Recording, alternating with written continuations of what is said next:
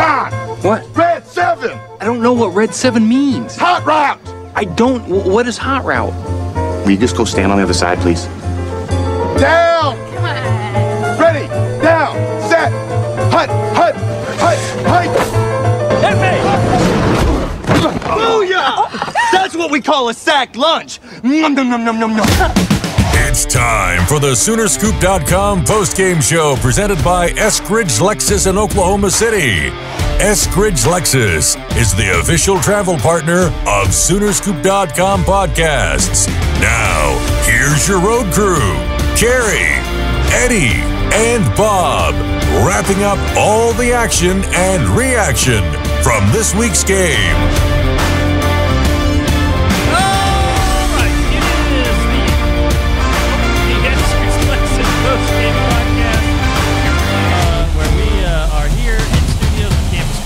And joined by Eddie Radosevich and George Stoya. I am Kerry Murdoch, and it is the Eskridge Lexus Postgame Podcast. We're happy to have you with us, even though we're not real happy to be talking about a second straight week of just marginal offensive output for the Oklahoma Sooners. I'll tell you this. It was a day that started out like few others. We should have seen this coming because as I was sitting up in the press box, I was looking down just to see what Eddie was up to, where he was, George and I were trying to figure out who's working out, who's warming up, and who's dressed out, who's not, and what looks like, there's sometimes fake warm-ups, George. Like you're pretty good at spotting those. Oh, yeah. Like Branson Hickman was dressed out today, but he was not doing warm-ups. So it's pretty clear he wasn't going to play.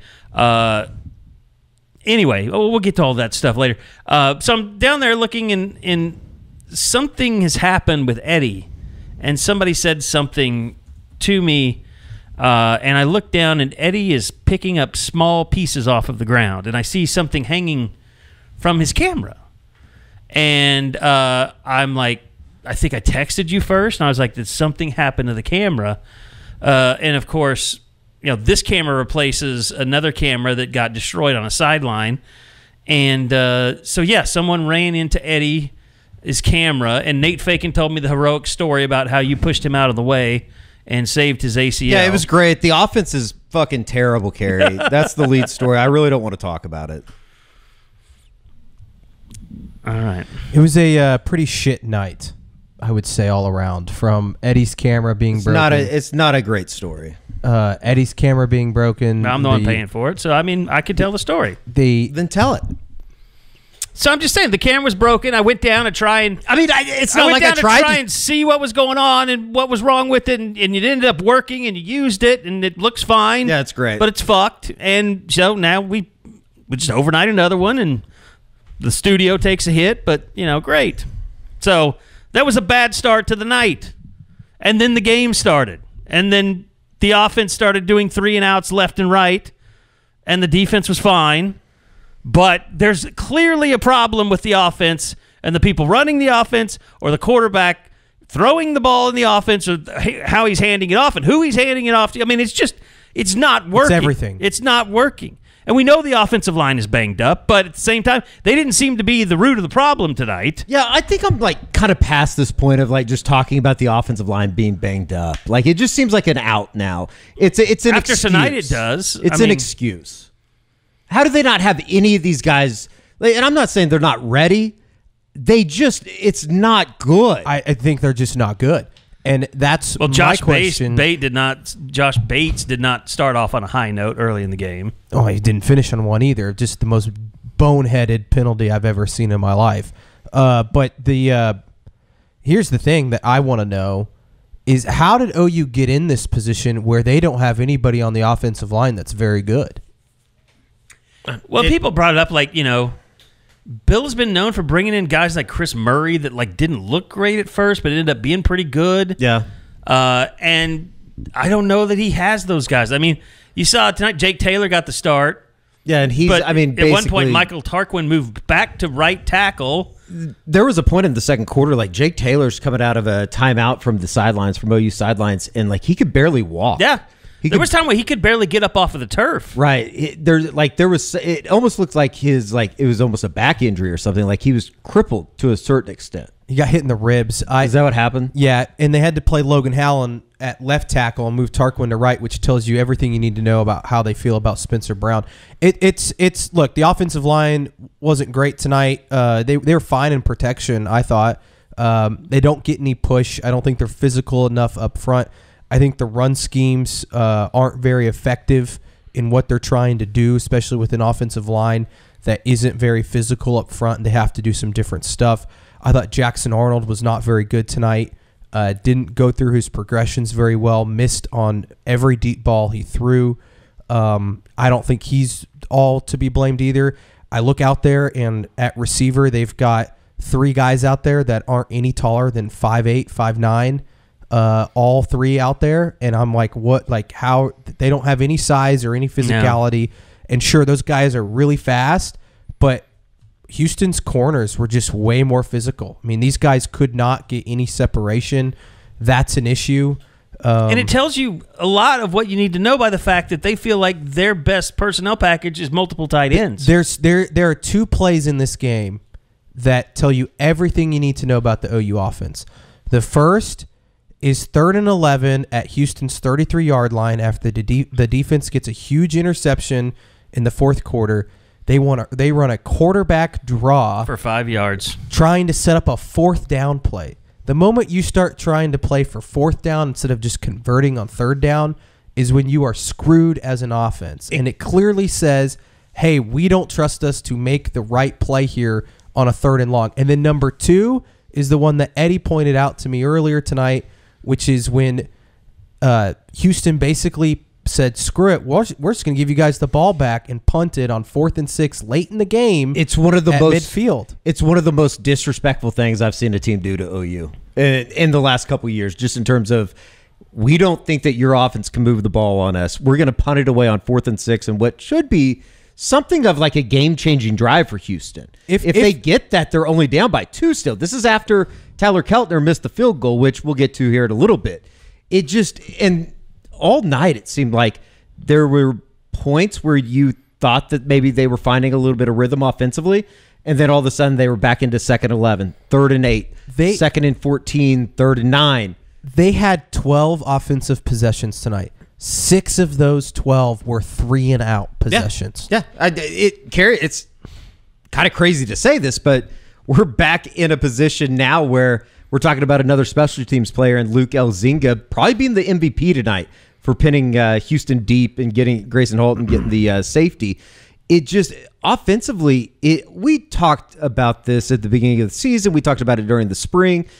They're a young group. They're going to need to grow, gel, all that kind of stuff. It seems like it's bigger than that right now. It's not just a young group that's looking to gel. It's a bad offense right now. Look, this isn't the undisciplined nature of an Arkansas that we saw play Oklahoma State today, I don't think. No, at least Arkansas can hang their hat on putting up 680 yards of offense today. Yeah. OU hasn't put up 680 in 2 games. But that is, I mean, to me, when you're talking about special teams and, misses and all of that stuff, like there were some dumb penalties tonight. There was also some penalties that shouldn't have been called. Yeah.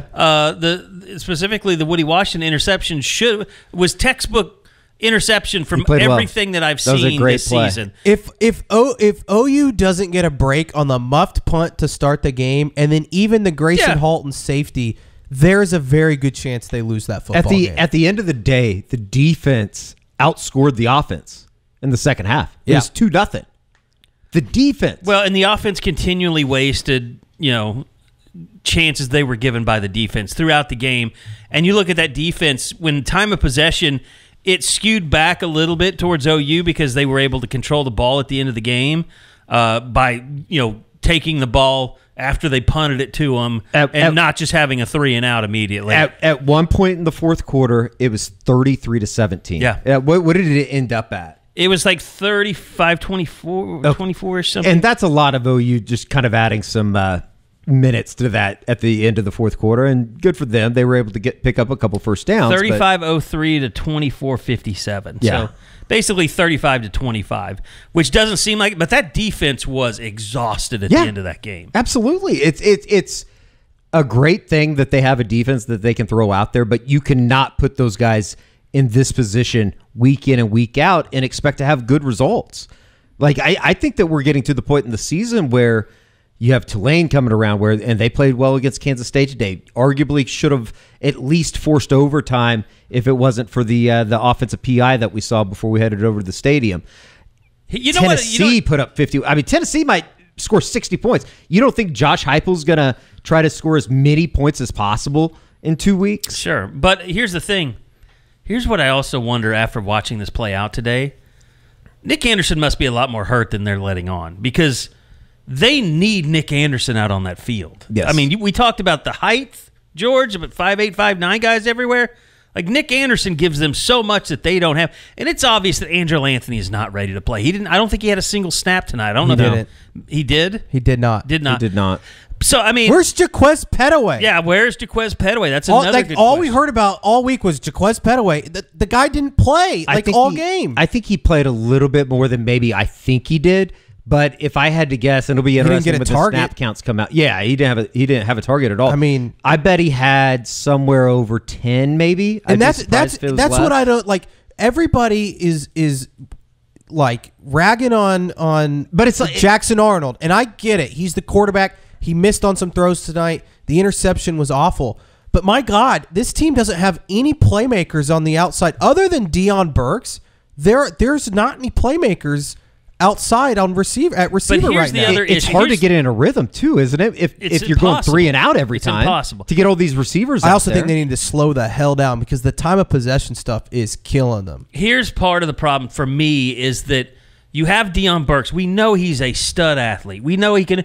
You're running an offense right now that has no rhythm or flow to it, to where you can run plays for Deion Burks. You can do things to get him free in the secondary. Right now, the Deion Burks experience is run down the field and let Jackson Arnold try and hit you on a deep ball. Like, that's all the Deion and stuff over the middle. I mean, and some some rollouts or some. There's a lot of horizontal stuff going on too in this offense, and I'm like, where's the vertical passing game? It's right there with the running game. And that to me. Everyone's mad about the passing game and explosiveness. They can't run the damn football. Like, that's the heart of the issue. They can't run it. They cannot run the ball. Well, it was so. I mean, Gavin Sawchuk is not good. I think it was 18 passes to like 7 handoffs to running backs in the first half. That's crazy. Yeah, and it should never be that, especially a place like Oklahoma. And we all heard, like, oh, I mean, your story about Seth Littrell, everybody was saying, well, Seth's going to run the ball. He's committed to running the ball. I don't see any of that so far through 2 games. I mean, what is this? 12 attempts for Javonte Barnes, who, by the way, I think Javonte Barnes is their best back. Him or Tatum. I mean, how does Tatum only get 1 carry? Yeah. He came in, had 1 carry. And it was a good carry. It was a good carry, he picked up like 8 yards. Then he never came back in. Yeah, 1 carry for 6 yards. He was in there in some of the double running back sets. But, like, they didn't do anything with those. Jackson ran the ball 11 times tonight.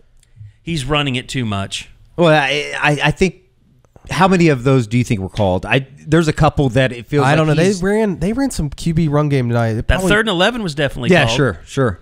I just think that, like, there's sometimes that Jackson, I don't think he trusts the line. He's getting happy feet back there, and then all of a sudden he's trying to. Four carries for 4 yards. Yeah, it's bad. They cannot run the football. They can't move people.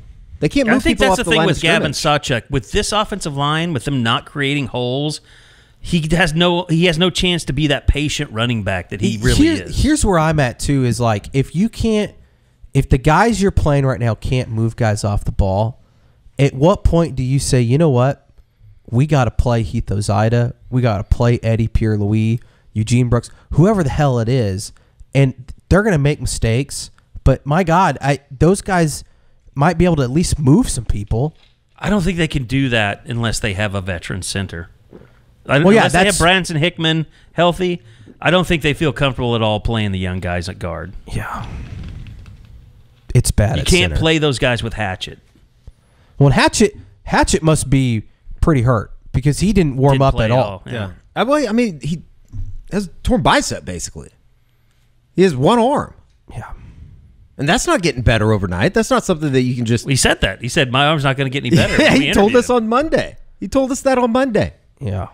Hickman did suit out. He obviously didn't go through pregame or anything like that. The ankle injury, it looked like he was just over on the side while it everybody looked like else was his. doing I got the a drills. video of his ankles. And before Troy the game. Everett's not. Troy Everett is not close. No.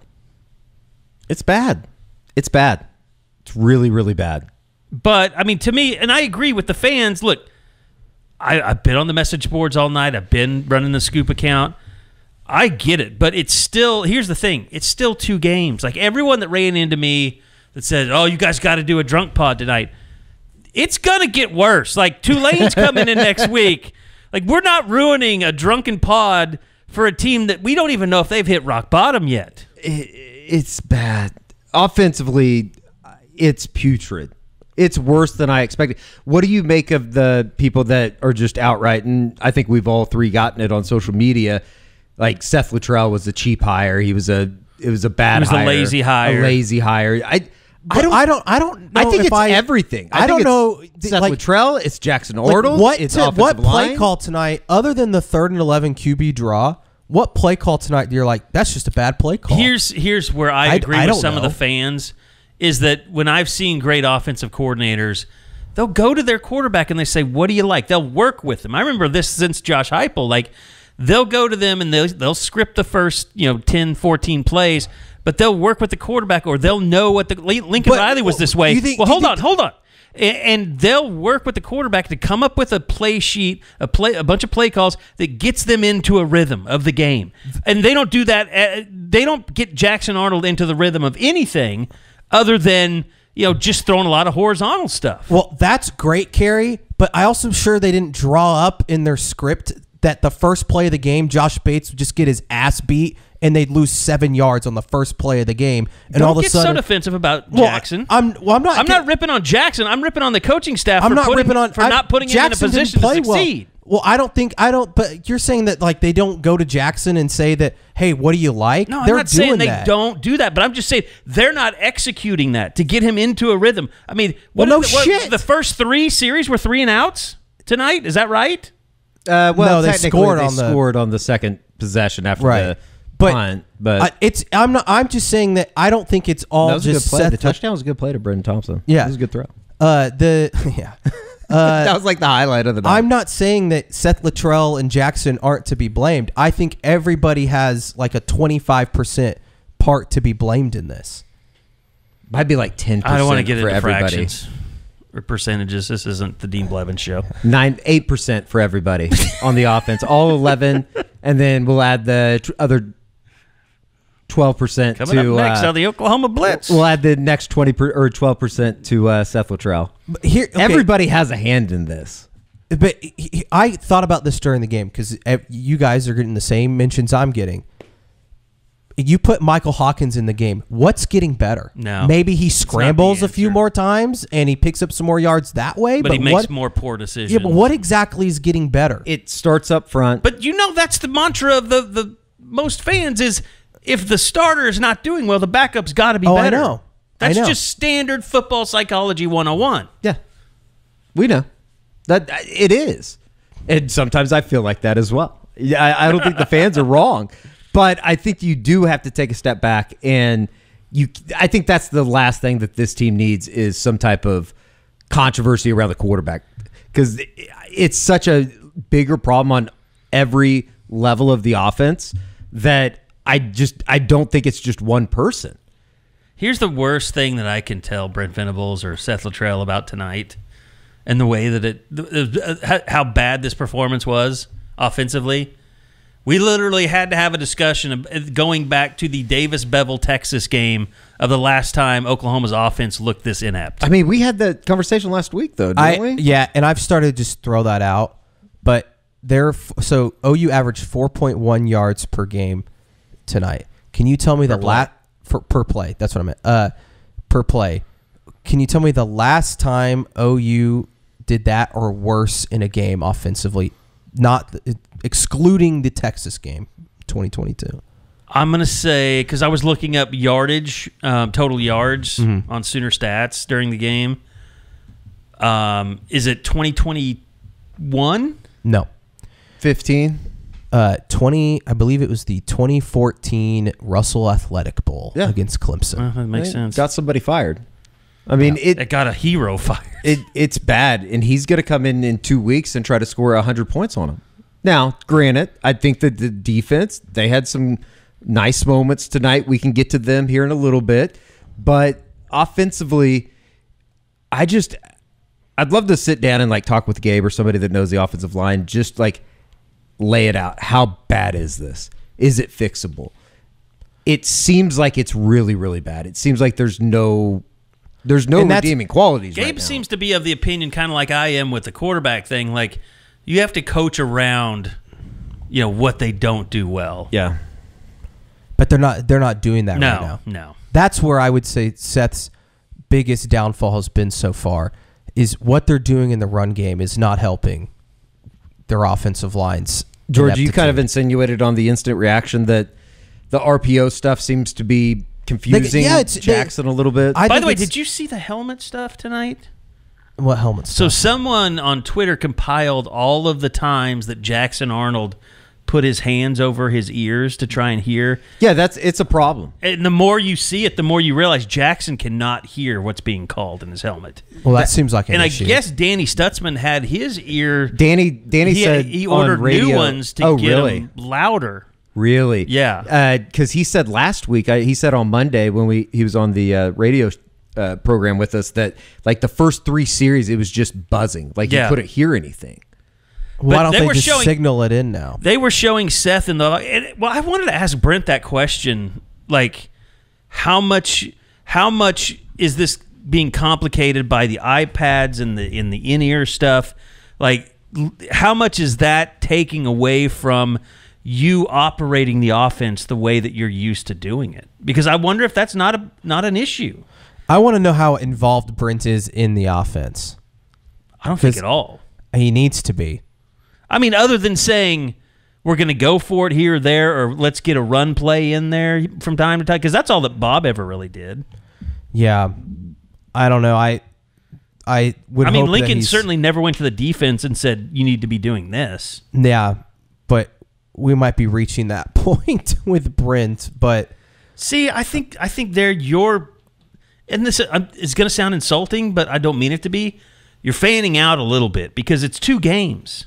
It is, but Kerry, but you can't join the people that are saying Seth Littrell should be fired. This was a lazy hire. No. I'm not saying that. We have to give this some amount of time. But I think we also maybe it's just Tulane. I mean, maybe after Tulane, it depends on what it looks like. But we know after Tennessee that either this has worked or it has not. Yeah, and I agree. It's only 2 games, but I'm also reaching a point where it's like, well, where exactly are they gonna get better? You feel good about Nick Anderson maybe getting back and helping them. Like you said, though, I have no idea how serious the injury is. But I look at the offensive line and I say, where exactly are they going to get better? Maybe they get better if Branson Hickman comes back or Troy ever plays football again. Maybe they get better at center. But every other spot, I don't really know how they're improving. Unless they go young and just get better. Right. And so that's where I'm like, I think the reality, I get it's only 2 games, but for me, the reality is starting to set in of, I think we need to temper the expectations back a bit and be like, can this team get to 7 or 8 wins instead of can this team win 9 and somehow get into the playoff? That's where I'm at because I just don't see. Right now, I'm at can this team not lose to Auburn? Can this team not lose to Tulane? Tulane. And Eddie keeps bringing up Tennessee in 2 weeks, and everybody keeps talking about Tennessee. It's like they just need to get through next week and show some confidence. Because like that to me, if we want to get back to the Jackson thing, he just doesn't look confident back there. Like the deep ball stuff, he underthrew him tonight, and I think it's because he's hesitant. He's like, should I throw this? And then he just kind of half-asses it on the throw, and it's underthrown. I mean, the Burks throw was just bad. It was so bad. And then, he had a couple down the sideline that were underthrown. Like, he just has got to let it fly. And I feel like he just isn't playing with almost any confidence right now. Well, I'll tell you what, 4 games at home, that's been something that, should have been a positive, and so far it hasn't been at all. I mean, if anything, it's led to you heard some boos tonight for the first time. Yep. And I thought that was a possibility as the game was going along and the offense continued to struggle, and defensively they weren't playing poorly, but there were those long drives like Brent talked about after the game, 12 plays, 20-yard drives that took up like 7 minutes off the clock or whatever it was. Like, it was some ridiculous stuff, and you could just tell that the defense could not keep going with the offense playing the way it was, and that you were probably going to get some boos if you had a 3-and-out at some point. I don't think it was a 3-and-out, but I think it was it might have been after that. Oh, it was after the 5-yard run on that 3rd and 11. I think it was. There was the most boos. And you could hear it audibly in the press box.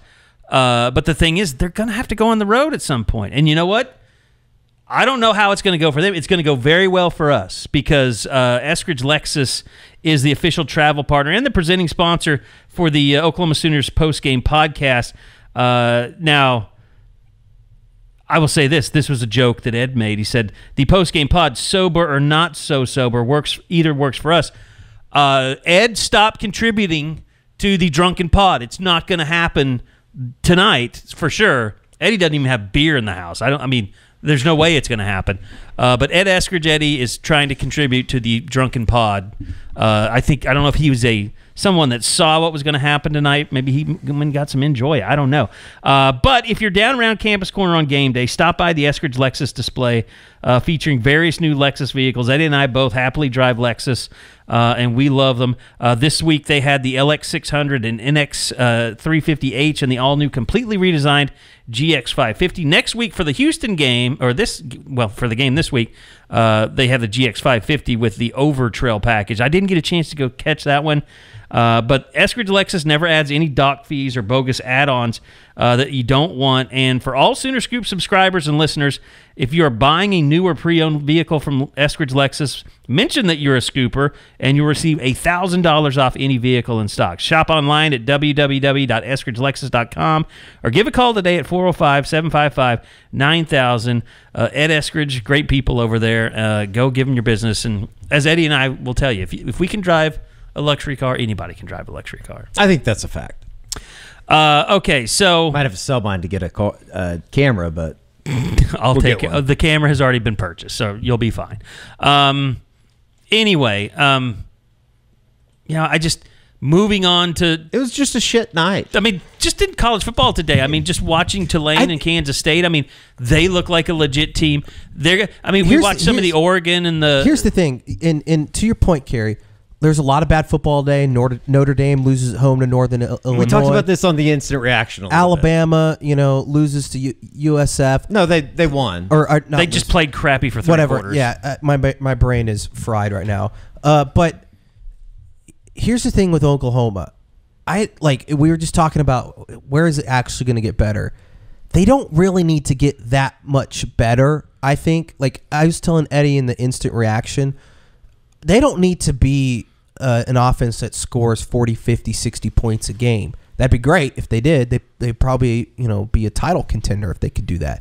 But I think they can win 8 or 9 football games this year if they just get to 30. Like if they can just figure out how to get to 30, 35 points a game, because I think this defense is damn good. Like I think this defense is legit. We saw them have one busted play tonight after a bullshit PI call on Woody Washington, but they were fantastic tonight. And there was never a doubt in my mind that they're going to get a stop at the end of the game. Grayson Halton, it's an unbelievable play. As good as the defensive line has been and the interior defensive line guys, Dominic Williams had a good night, got his first sack as a Sooner. I thought he was all over the played place. pretty well. Yeah. Grayson Halton obviously played very well. Danny if you're going to go as good as that group is, the other side's that much bad. Yep. If we're going to give a stock up report like we used to do, Grayson Halton's probably got the highest stock up on the entire team right now.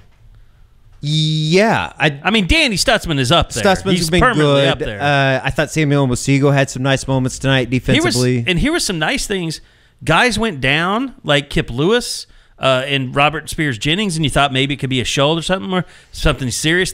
All of them came back in the game. Yeah, they did. I think that there's some questions about Peyton Bowen's availability. Also, he was did running Kendall up and Dolby get hurt because he didn't play the last few possessions?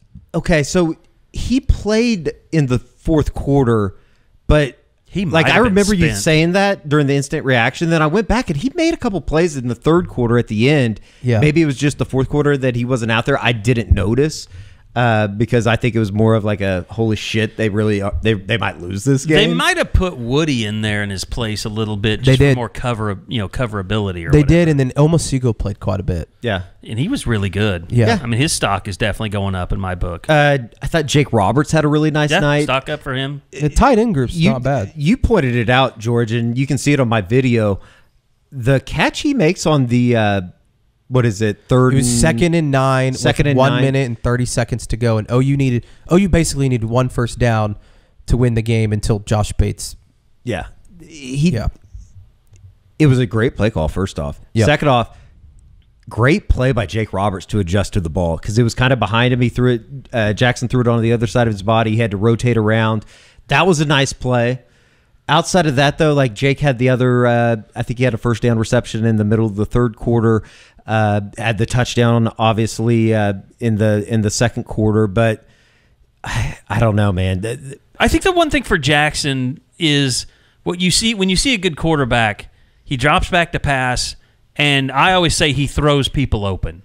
And to me, Jackson's offense has been so predetermined at times that he's just not surveying the field and finding the guy that is open. And I think that's an offensive coordinator thing. I think they're trying to slowly get him used to this offense and playing and being the starter. He just doesn't look comfortable. Yeah, he's just not back there letting it fly. Too many RPOs, in my opinion. Yeah. It's too many decisions that he has to make because he's trying to decide, do I hand it off? Do I keep it? And then once he keeps it, he goes, okay, I kept it. Now where do I go with the football?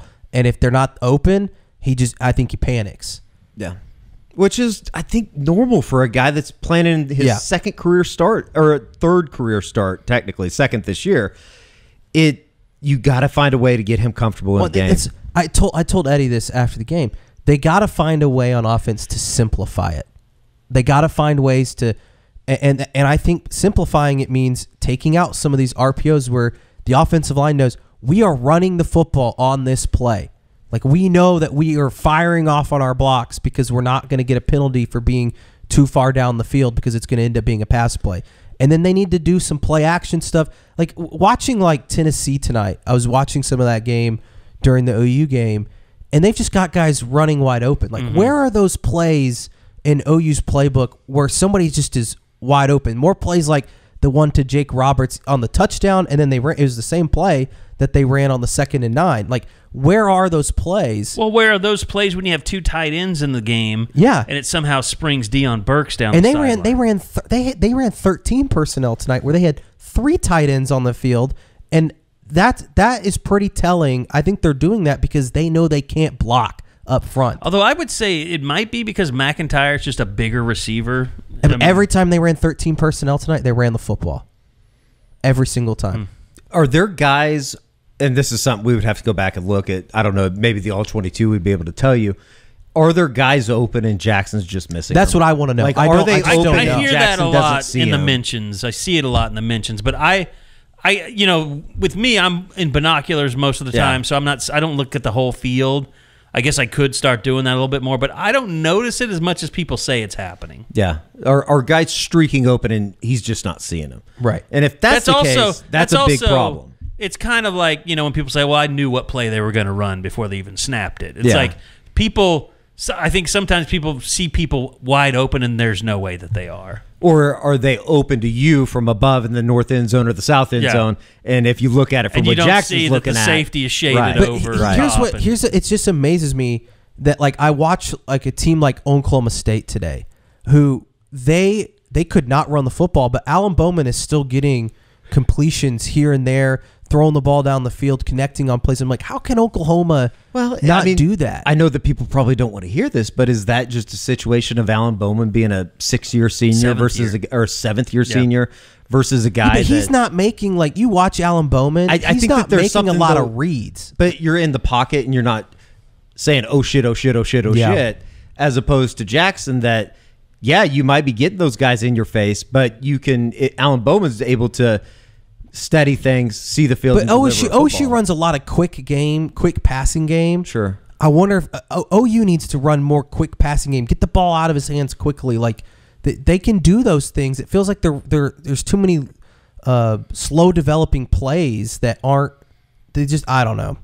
I don't know what the answer is. I would say man. that Jackson Arnold would be really better off if he had Rashad Owens as one of his receivers. Yeah, sure. Oh, yeah. Sure. And I think that's what Nick Anderson can bring to the game just in terms of a safety blanket and maybe taking some attention off of Deion Burks. As you said, it looks like they're bracketing him, throwing 2 guys at him.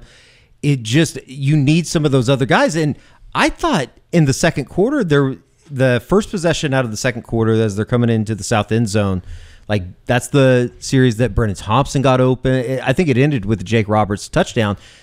Brennan Thompson got open a couple times, and it was like, okay, you got a little bit of rhythm. That's their best drive of the season. Javonte Barnes was running the ball extremely well on that drive, and then all of a sudden, it just went missing. Well, and they have a lot of horizontal stuff that loses yards. Yeah. And is that my immediate reaction would be those are the Zion Ragans, and I hate to pick on him, Barnes, but the freshmen or the inexperienced guys on the outside that are just getting their ass kicked by cornerbacks. And that's something they really miss in Jaden Gibson. Jaden Gibson was a hell of a blocker out on the edge. Yeah. But again, I think that there's talent within that room. It's just not going to come in a snap of a finger. Oh, Zion Ragans had this incredible day at practice on Monday.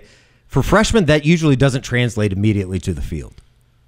He also just looks so tiny out there. Yeah. Yeah. Now, and like we said in the instant reaction, Jackson has him over on the west sidelines for what should be a third down pickup on, I think I want to say it was 3rd and long. Yeah, it was. Because they were in that basically all night. And it hits him in the face mask and he drops it. Yeah. It has to get better immediately. By the way, or they might lose to Tulane. I have no confidence that they can beat Tennessee right now. You know, this is what I know how the fans feel right now, because when you gave that whole breakdown of the receiver, you know what first came into my mind was, well, it's time to give J.J. Hester a shot again. Seriously? He got hurt tonight. Okay, next. Who's next? But we didn't even see Ivan carry on or Zion I do think that tonight. the wide receiver rotation is completely tied into going 3 and out every time. You're not getting those guys off the field. I mean, there is no chance to rotate guys. I mean, it was bad. It was bad. It's another game that, George and I literally sat there after the game. It's like doing the instant reaction. It's like the way that we're talking about this thing, it's worse than last week, obviously because of the score, but it felt like they lost. That's as many times as I've ever heard Brent say we should have lost after a game. I think I can trace the mentality of why OU fans are so upset, and I think it's because a lot of things, but one of them mainly is last year they beat Texas. And then it gets into why did we get rid of Dylan Gabriel for Jackson Arnold if this is what Jackson Arnold is?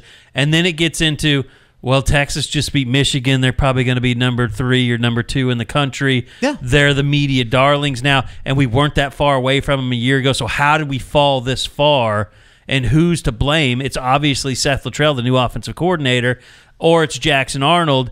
We need to get rid of those guys, or else we're going to fall further behind. When the hardest thing is you just have to have a little bit of patience.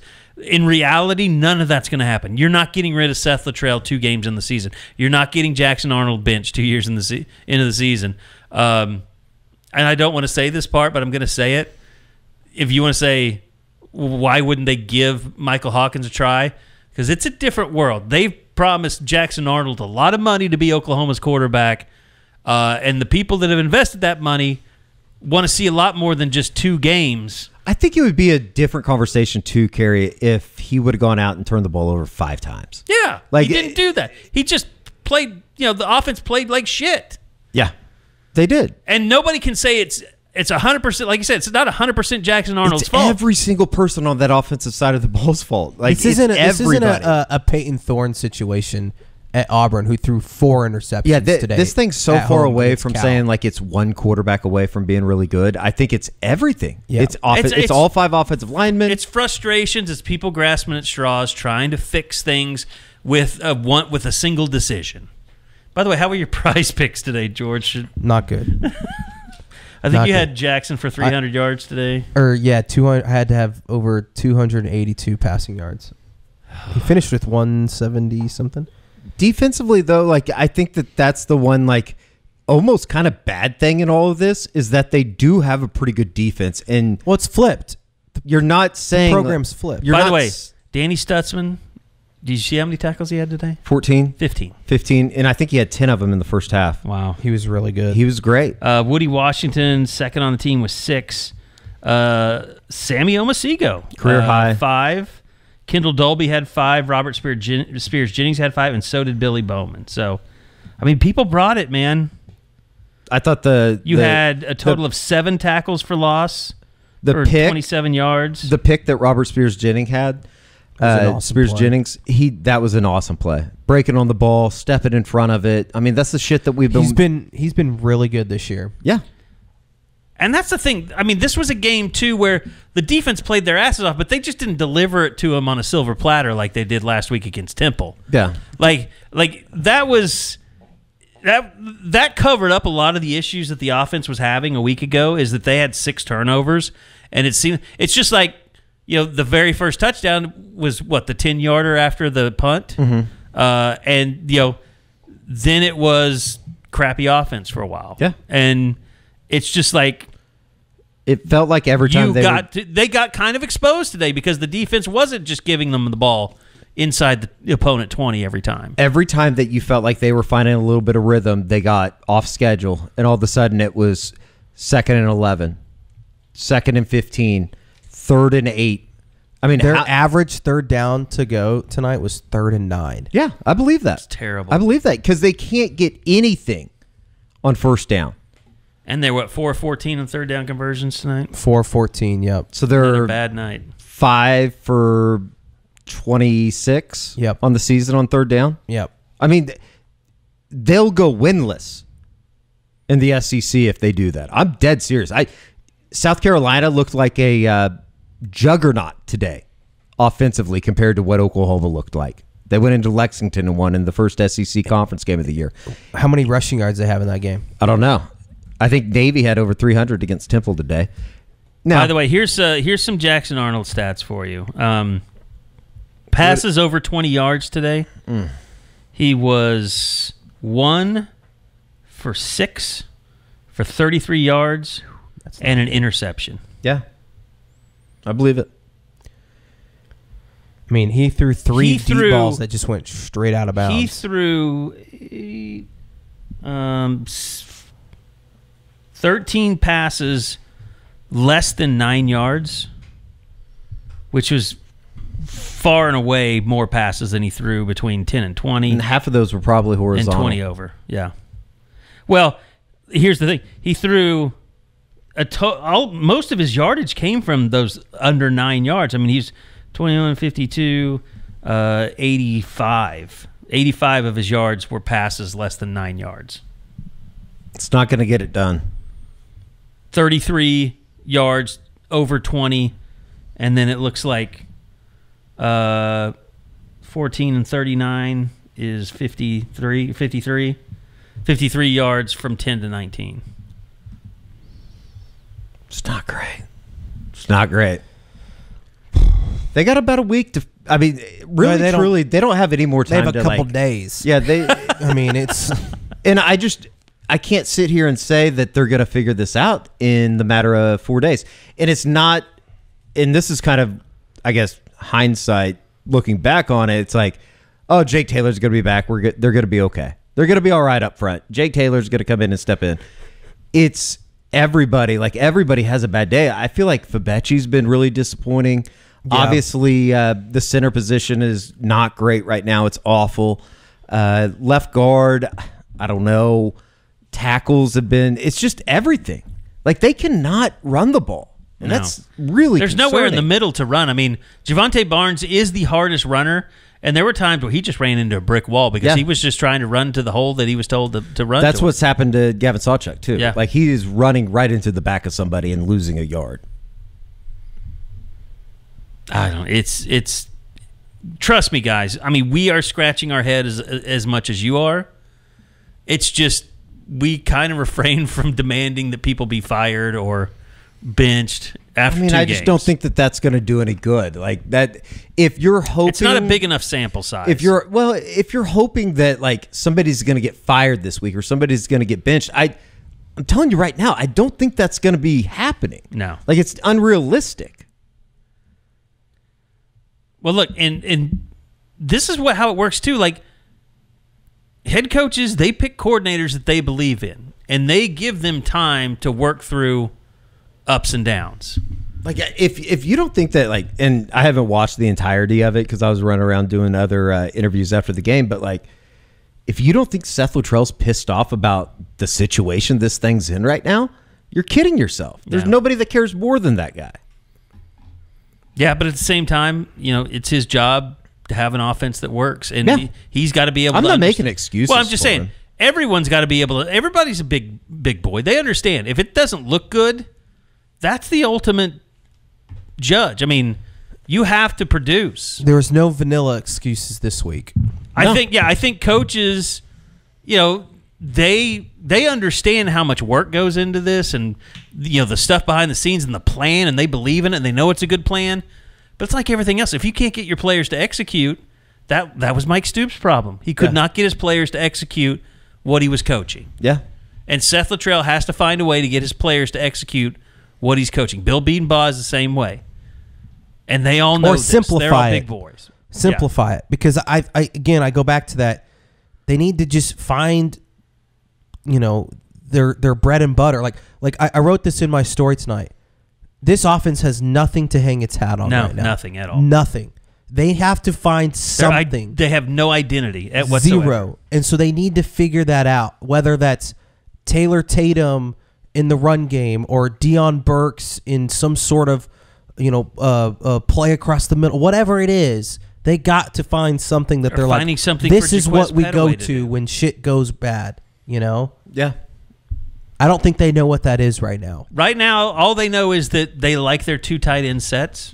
Yes. And that's something that's worked for 2 games. Very little else has. Yeah. And they haven't given the running game nearly enough of a chance to be a difference maker for them. I mean, I think have they not given it a chance? They just don't have it. They can't. They had 18 run. passes to 7 handoffs in the first half. Yeah. But they didn't try. But how much is that? How many of those are RPOs? That's my question. Yeah, that's sure. Because I think that there's a lot of times that the ball's getting pulled when maybe it should be getting handed off. Yeah. On those, and that's why I'm like, that's where you scratch simplify. Scratch the RPO. Stop. Take the decision making out of it and say we're going to run the fucking football on this play. What was the yards per carry in the first quarter? Oh, I don't know. I'd have to. I think it's in the game book.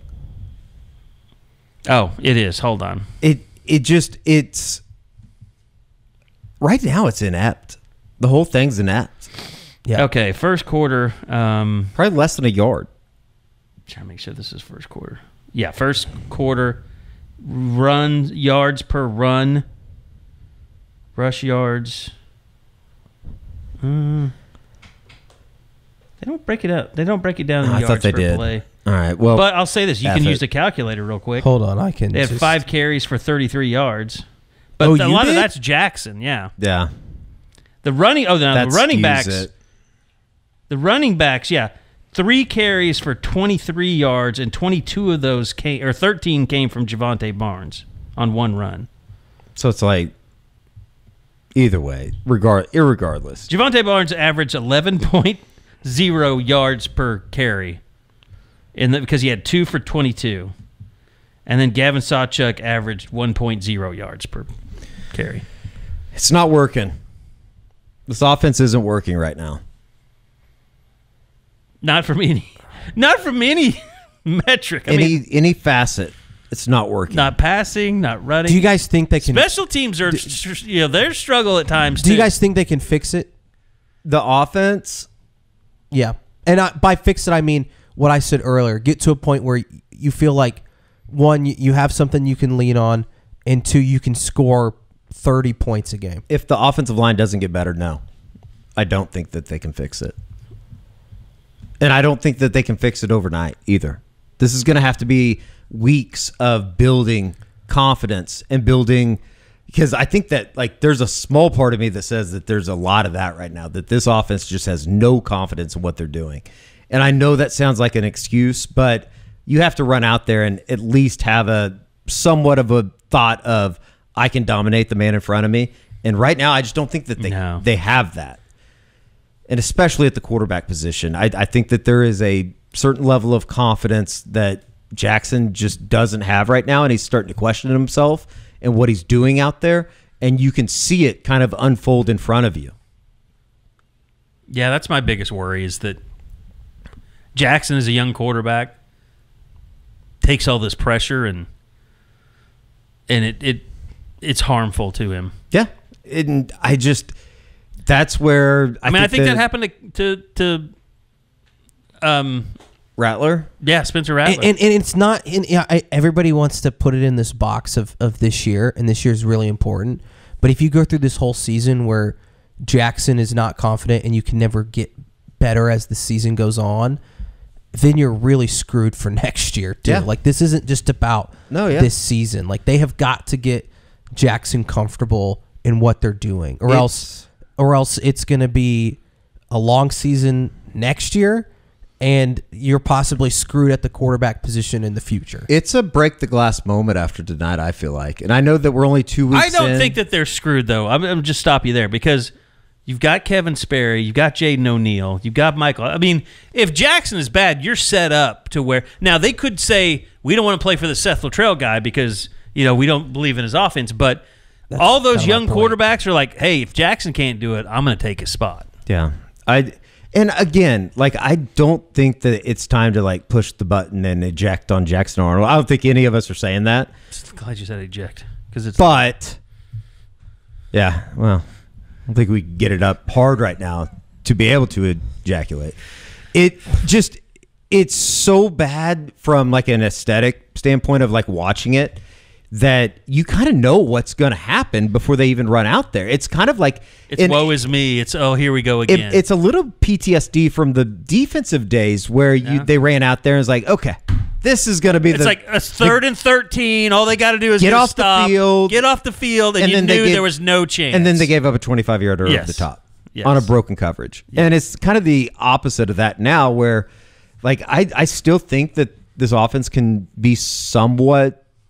I don't even want to say good, just like moderate. And it's funny because they go out there and off the first play, it'll be 1st and 10 and they'll get 1 yard. And you're like, well, they're going to have to punt. Yeah. Like, they can't recover. Get the defense back out there. Maybe they can score. You can't get to the, Eddie, this one's for you. You can't get to the Roy McAvoy spot where your swing is so screwed up and you got the yips. There's nothing you can do to turn it around. There's no roams coming through the through the roof or through the door to fix the swing.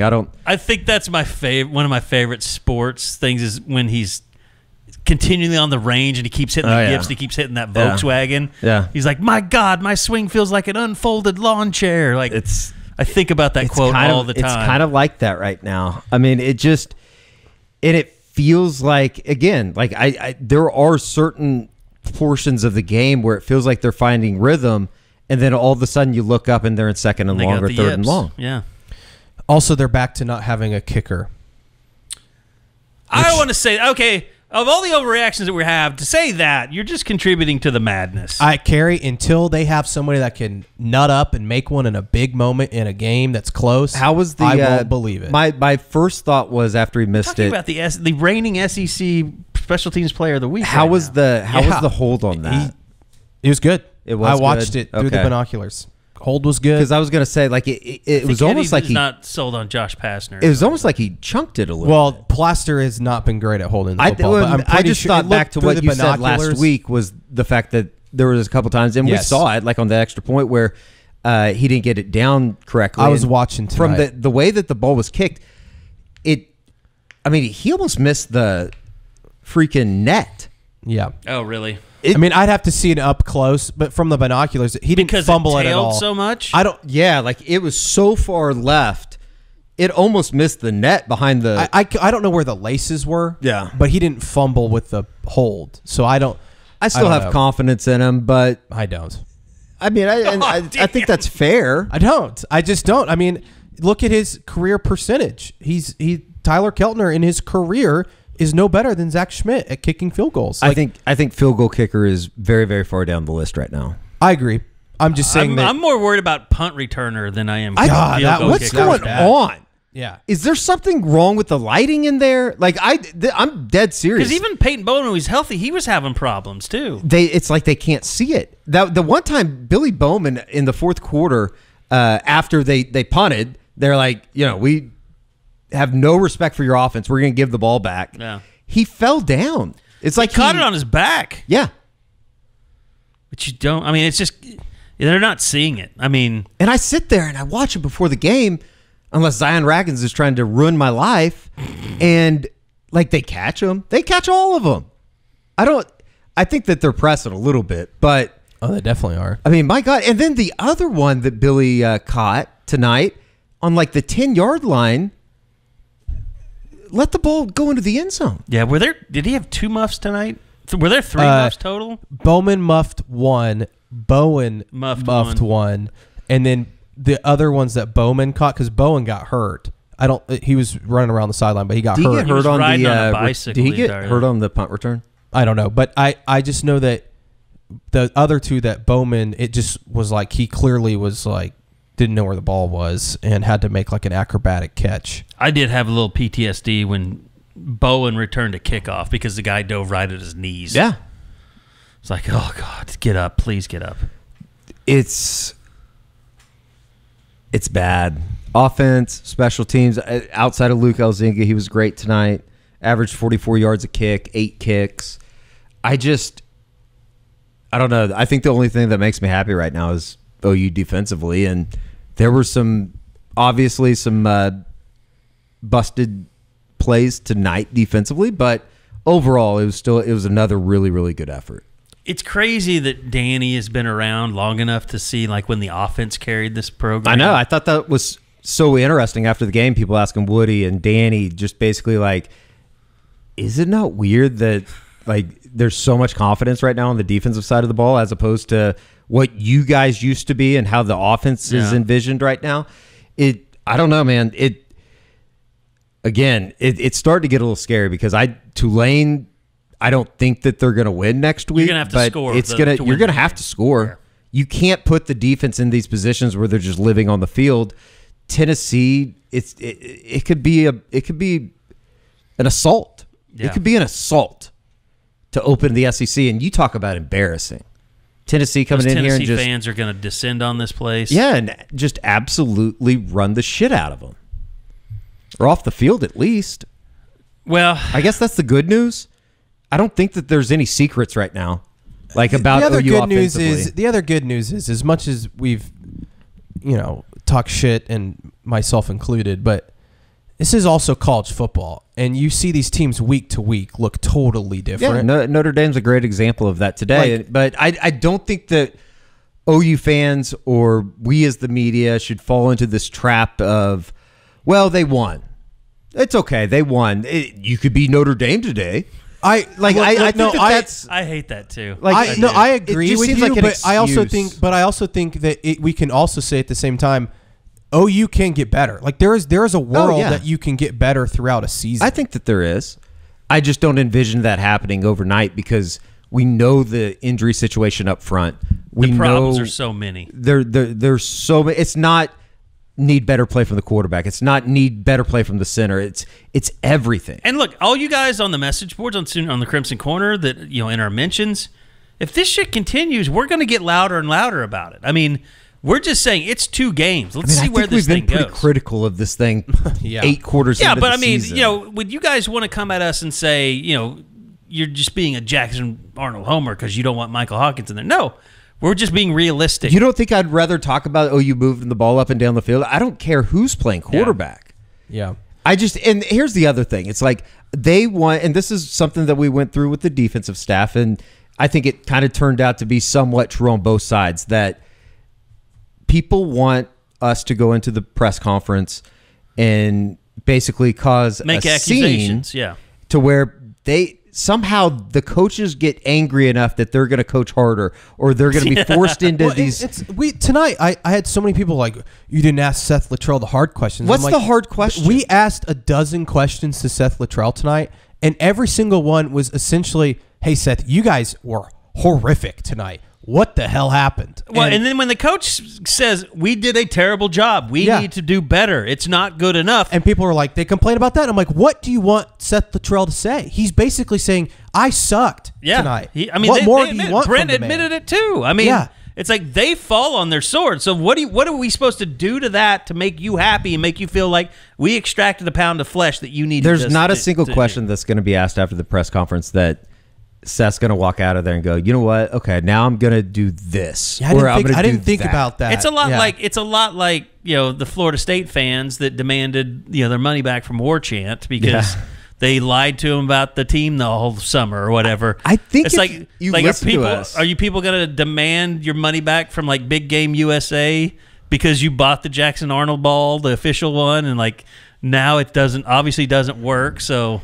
It just class at action the end of the day, like, it has to be better, or we're gonna be talking about even worse things. We're gonna be talking about them on a 4, 5, 6 game losing We're gonna streak. be tracking planes in December. Yeah, if it's not oh shit right now, just wait. Yeah. It could get worse. Like, I know that we joke like, can it get worse during the instant reaction, George?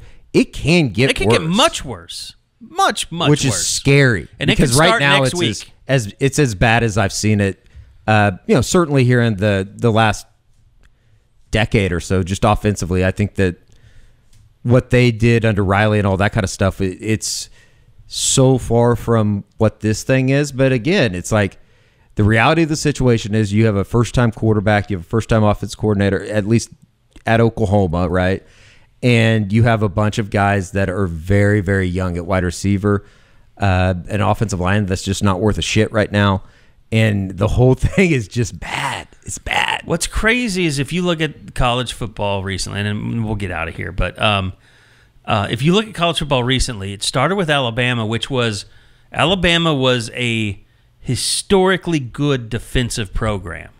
And a lot of people said that they were too conservative offensively, and if they wanted to stay dominant, they needed to change and adapt. And was it Lane Kiffin? Was he the first that came in there as offensive coordinator and was kind of changing things and making it more modern, more spread, more pass heavy? But like Kirby Smart had the same issues at Georgia. He built a predominantly defensive dominant program, and he started to get more and more prolific offensively. Brent's going to have to do that here, I think, because I think he feels like, to him, he knows what a great offense is, and that's why he's hired Seth.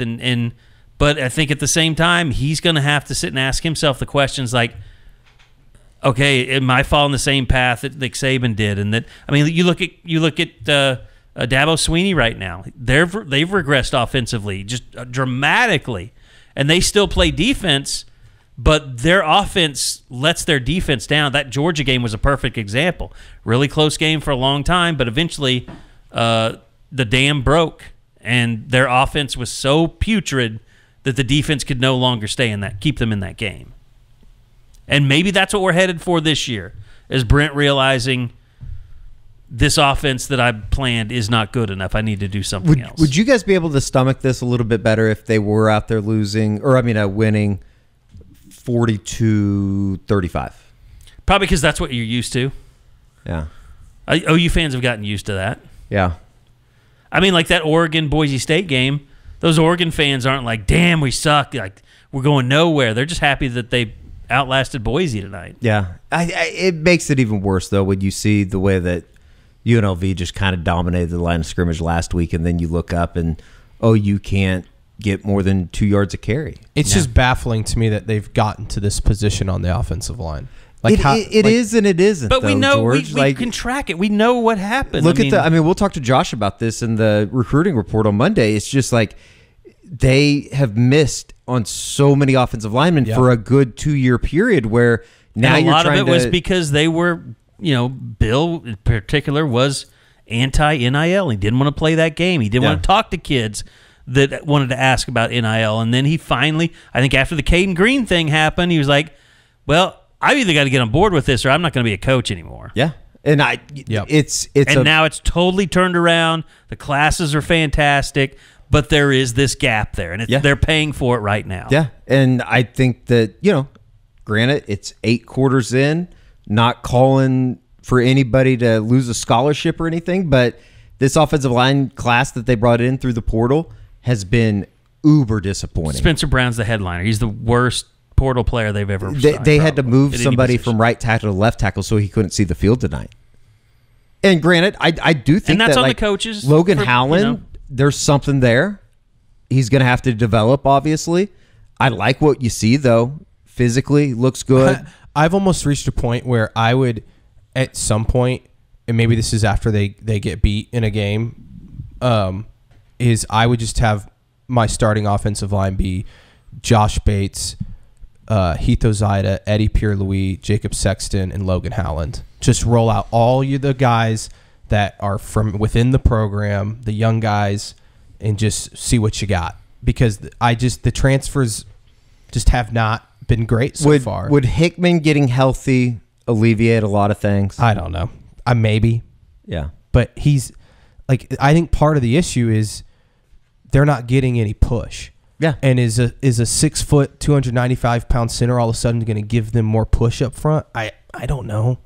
I have no idea. Technically, he'll at least be able to hold his own. Yeah, there is a physical. And I think part of the issue right now, I told you this, Eddie, walking over here, I think the communication has not been great. Like, I think Sexton having to play left guard, he's making a lot of the calls up front.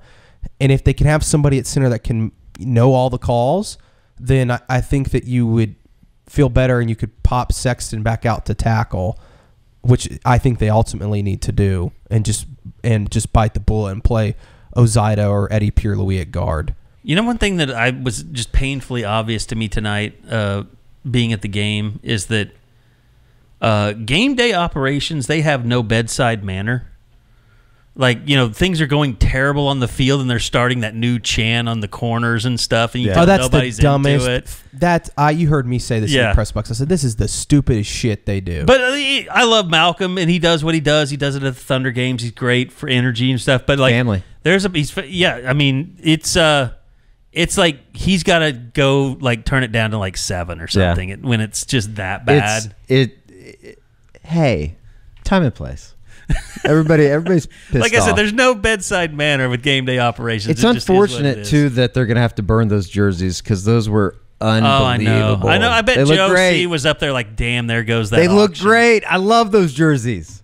They were probably going to, if they played really well, they would have sold for a lot of money. You can't wear them anymore though. They're done. It's over.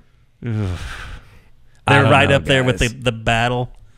The what? The what would they call them? The Nike Combat. Oh, the ones that they were in Lubbock. 2009 Lubbock. Yeah, that was a bad night. I'd take that offense though. Those unis were. I still think they were the best alternates I've ever had. They were good. Well, it's not going to get any better. I hope you enjoyed listening to this. Well, don't say that. Don't say it's not going to get any better. I don't know. Is it? I don't think so, but. I mean, I do think that next week is a really big game. It's 3 in the morning. 3:26 a.m. Next week's a really big game, but they got to have somebody emerge. They need I think they need some playmakers to. This is the best hope for the offense to me. Nick Anderson comes back and becomes such a threat that he opens things up for Deion Burks. And I'll add one more to that. And Taylor Tatum becomes just a dude. He just becomes a guy at running back where you're like, all right. That's our freshman guy. All-American. I love the way the Barnes is running the ball, though. Yeah. Well, I mean, I'm saying you can run both. Barnes you can run both those guys. Yeah, but make those your. And I'm not done with Sawchuk. I know that you're kind of down on him. They need. He needs a better offensive line. That's the thing with Sawchuk. What about a flip pass into the into the flats for Sawchuck or something. Get him out in space. That's But the thing with Barnes the offense was losing yardage on those plays tonight. I know. Maybe Sawchuck would be better. I don't know. They just need some easy, simple plays. I feel like it's just too... That might be it right there. They can't do the easy right now. Yes. Let alone the hard. It's bad. All right. I got to go home. It's 3:30. How was the first day with your dad, your girlfriend going to a game with your family? Your dad's kind of intense. They're uninvited. Yeah, it was interesting. After the game, I went and talked to him, and I asked my girlfriend how the game was. She's like, "Oh, it was great. I had a lot of fun." And then I asked my dad how the game was, and he's like, "I'm pissed. Like, that sucked." And I was just like, "Yeah." Well, at least you didn't think like, "Oh, your dad hates me." Like, No, because he was no. surly the entire I know game. Carson Cunningham and Colby Powell always do like a dad's Bedlam podcast. Oh, It's yeah. always really good. I think the conversation that I heard George have with his dad was about the same one that I had with my dad. I think that we maybe need to get them in the podcast studio. Oh, Yeah. and I got to see Karen today. That was Karen great. came through. They all came she through. built half this place with all They're the merch neither purchases. none too pleased right now with the offensive performance. Football's back. This was a therapeutic podcast, I think. All right, that's going to do it until Monday. We'll be back with a recruiting report. We won't even have to mess with. Well, we'll get Josh's take on We'll get Josh's take on what everything. he thought on things. I told him he was more than welcomed, and then I was like, "Oh, we'll probably be doing that at 2 a.m." And I think he got like 3 hours of sleep after driving back from the DFW last night. So a lot of really good stuff, though. He went and saw Ryder Mix. A new prediction or RPM is in for Jordan Deck, one of Ryder Mix's teammates. We have interviews with both of those guys that'll be up on Scoop Editorial on Sunday, and then we'll have Josh on Monday to break it all down and tell us what he saw. Thanks again to our good friends at Eskridge Lexus, eskridgelexus.com. Give them a call today at 405-755-9000. Mention that you're a scooper and you receive $1,000 off any vehicle in stock. That's going to do it for this edition of the Eskridge Lexus Postgame Podcast. We'll be back again next week. We'll find out what kind of mood we're in after Tulane. So thanks for listening, everybody. We'll be back again in 1 week.